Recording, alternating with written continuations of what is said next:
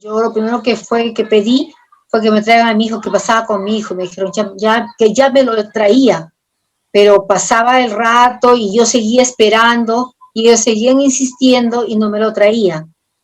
O sea, me condicionaron el que me hicieran la esterilización, ¿no? La entrega de mi hijo. Y aún peor, después que yo di a luz y aparte, después que me esterilizaron, mi hijo todavía no aparecía. Al final encontraron a mi hijo en un cuarto muy apartado al cuarto que tenían a los bebés. Yo estaba envuelto en una bata de adulto, todo cianótico, ya no tenía ni llanto de lo que cuántas horas que estaría llorando la pobre criatura y de hambre. Nos encontramos con María Carvajal Cepeda. Ella es una de las mujeres que también fue víctima de las esterilizaciones forzadas que se practicaron en el Perú durante el gobierno de Alberto Fujimori. Ella es una de las 320,000 personas que fueron esterilizadas entre mujeres y hombres, todo que en su mayoría fueron las mujeres las que sufrieron esta política de gobierno. María Elena, por favor, explícanos lo ocurrido en tu caso. Mi caso pertenece a Lima. Me hicieron acá justamente en Lima, exactamente el 18 de septiembre de 1996.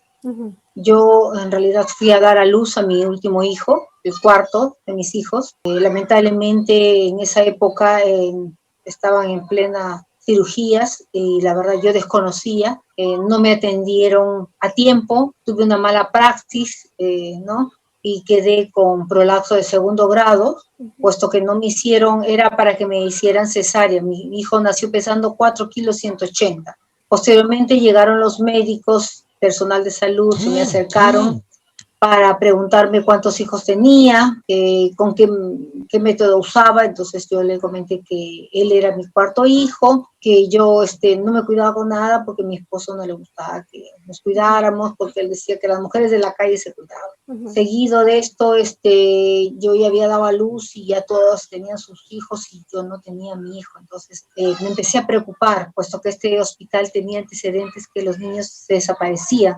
Pensé que se lo habían llevado, mas no imaginaba que ellos prácticamente me condicionaron para hacerme esta esterilización, exponiéndome a mi hijo, ¿no? Y aún peor, después que yo di a luz y aparte, después que me esterilizaron, mi hijo todavía no aparecía. Al momento llegó el papá de mis hijos, yo le conté que mi hijo no estaba y se extrañó verme así, que estaba toda dolorida, y le comenté lo que me habían hecho, ¿no? Para no tener hijos, y él lo primero que pensó fue que lo había hecho yo para tener otras parejas.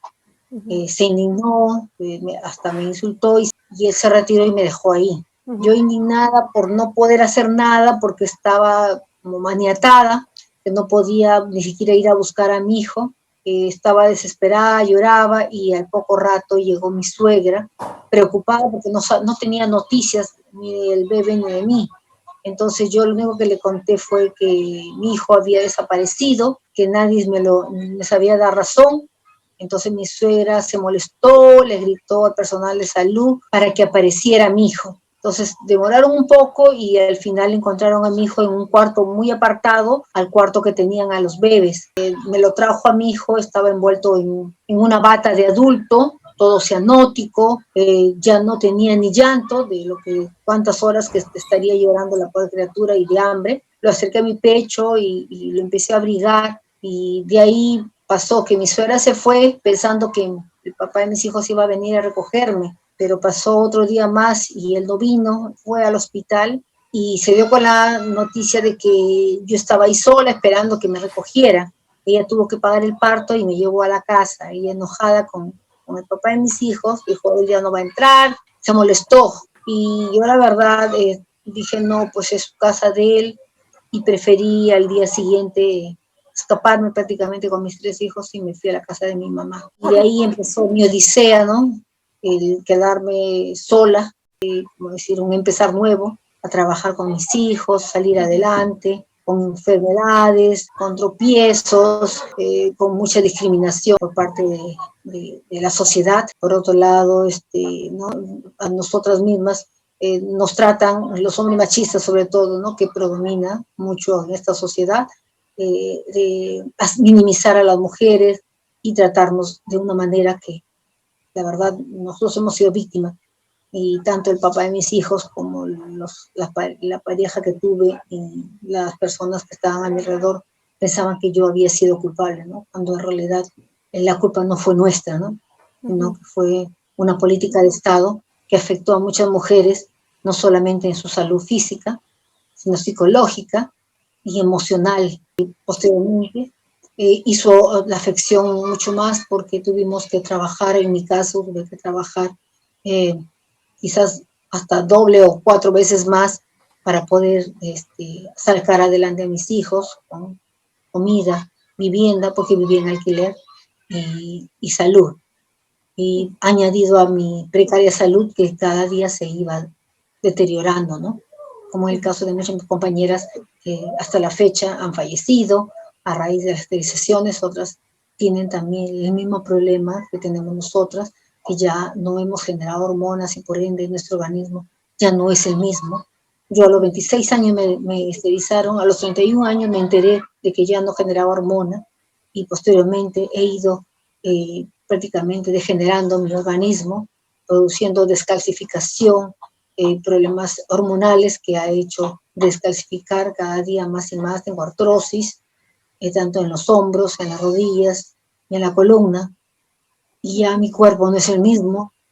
Tengo 50 años y me siento cansada, igual mis compañeras de provincia aún más, puesto que ellas sufren aún más porque ellas en provincia no tienen el acceso que nosotros tenemos acá en Lima. Las señoras, las 1.307 víctimas que están en esta primera audiencia, porque es la primera audiencia, son las señoras que han denunciado hace más de 20 años. Mi caso, yo soy prácticamente un segundo grupo que somos de Revieso, en el gobierno de Ollantumala, que justamente salió un decreto supremo, que es el 006 del 2015, donde se declaraba de interés nacional el registro de víctimas de esterilizaciones forzadas a nivel nacional. Y yo recién me inscribí el 2017 y recién me enteré a raíz de que fui a un evento con mi hija y la verdad que no sabía que esto había sido una política de Estado. Por otro lado, desconocía que esto se podía denunciar, pensé que había sido algo que pasó por, como dicen, ¿no?, por casualidad de la vida, ¿no?, lo que me había sucedido, ¿no? Jamás pensé que había sido una política de Estado, y menos para supuestamente erradicar la pobreza, cosa que no se ha hecho hasta la fecha. ¿Estás entonces en un segundo grupo de denuncias? Así es. Todavía nuestro proceso está todavía aún más lento porque no hemos denunciado todavía. Solamente pasamos por un registro, posteriormente pasamos por el médico legista, dando una declaración al Ministerio Público, y de ahí pasamos a terapias psicológicas que constaban, ¿no?, de terapias psicológicas, 6 terapias, la asistente social que fueron a verificar nuestra condición socioeconómica. Y por otro lado, posteriormente, pasado el 2017 que nos escribimos, el año pasado justamente empezamos nuevamente a pasar, nuevamente al Ministerio Público a declarar nuevamente, pasamos nuevamente al médico legista, y esto en mesas de trabajo que hemos tenido, hemos declarado qué más pruebas quieren, puesto que nuestra historia no existe, porque son más de 20 años, no existen las historias clínicas. Ahora, este examen, la histerosalpingografía, muchas de nuestras compañeras no resistirían porque muchas han muerto, otras están con cánceres terminales, otras están con enfermedades que quizás si volvieran a pasar esta experiencia que yo la pasé, es un examen doloroso, no resistirían.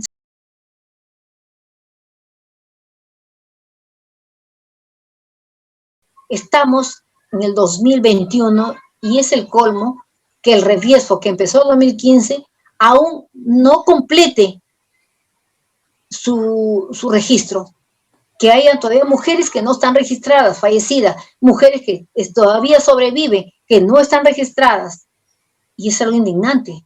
Pues ¿cuántos años más piensan seguir con un diagnóstico, seguir dilatando esto? Que ya por justicia nos merecemos, por respeto a tantas mujeres fallecidas, a tantas mujeres enfermas, queremos que se vea la verdad, la justicia y la reparación, y que los culpables sean inmediatamente sentenciados y que públicamente declaren que esto fue un error.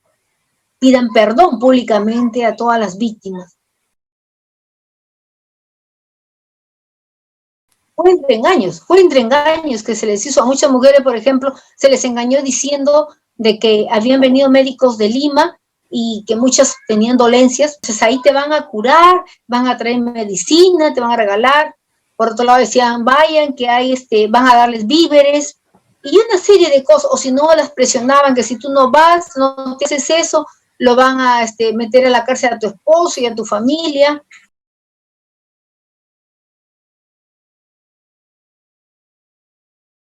Que no se dilate más tiempo, que se vea inmediatamente, que esas denuncias, que son las 1307, de una vez sean, resueltas, y que posteriormente nosotros, la de Reviesfo y las demás denuncias que vengan posteriormente, de una vez se ejecute, que la justicia peruana, de verdad, no dilate más tiempo, porque como dice, ¿no? Una justicia que tarda no es justicia, y la verdad que esta justicia es, aparte de ciega, es sorda, y lamentablemente no encontramos hasta la fecha un compromiso por parte de los gobiernos, aunado a esto que tenemos la pandemia, entonces aún más, estamos más abandonadas, nuestra situación es terrible, ¿no?